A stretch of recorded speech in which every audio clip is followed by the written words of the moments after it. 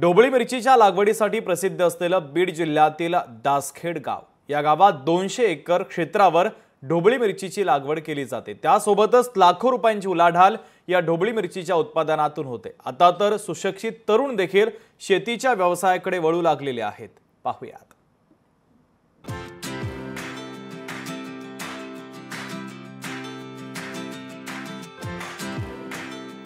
200 acre क्षेत्रावर ढोबळी मिरचीची लागवड। छत्रपती संभाजीनगर, पुणे, नागपूर आणि हैदराबाद मध्ये मोठी मागणी। ढोबळी मिरचीचं गाव अशी दासखेड गावाची ओळख।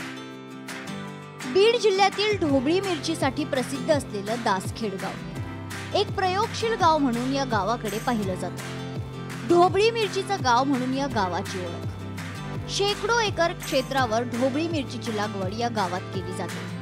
एवढंच काय तर ढोबळी मिरचीची लागवड कशी केली जाते हे पाहण्यासाठी अनेक शेतकरी दासखेड या गावात येतात आणि तशा पद्धतीचा प्रयोग करण्यासाठी सज्ज होतात। शिमला मिरची जी आहे ती हैदराबाद, नागपूर तसेच दिल्ली या ठिकाणी विक्रीसाठी जाते। बराचसा तरुण वर्ग या शेती व्यवसायाकडे वळलेला आहे। दासखेड या गावात गेल्या 5 ते 7 वर्षांपासून ढोबळी मिरचीची लागवड होते। या गावात जवळपास 150 ते 200 एकर क्षेत्रावर ढोबळी मिरचीची लागवड केली जाते।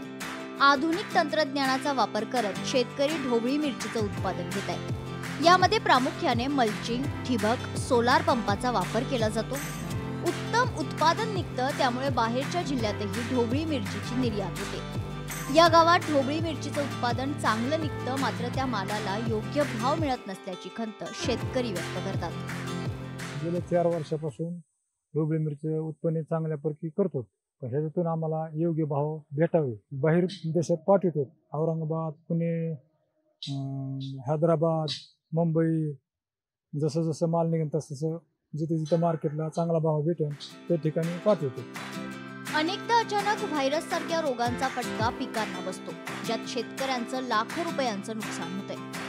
योग्य भाव मिळत नसल्यानं ढोबळी मिरचीचे भावही पडतात। या पिकाला हमी भाव मिळावा आणि नुकसान भरपाई मिळावी अशी मागणी शेतकरी सरकारकडे करत आहेत। या रोगामुळे गेल्या वर्षी फार नुकसान झालं, तरी पण आम्ही हा तोटा सहन केला।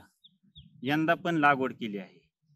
माझं असं सरकारला म्हणणं आहे की सरकारने ह्या भाजीपाल्यासाठी हमी भाव द्यावा।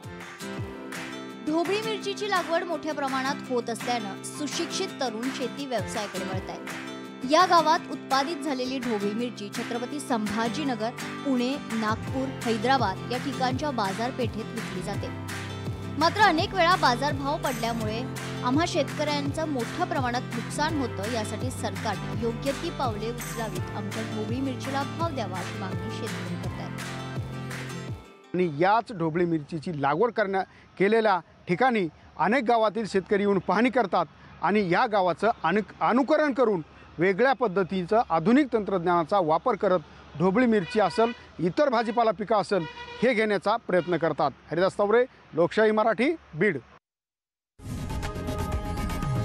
लोकशाही मराठी, ऐका, पहा, जागरूक रहा।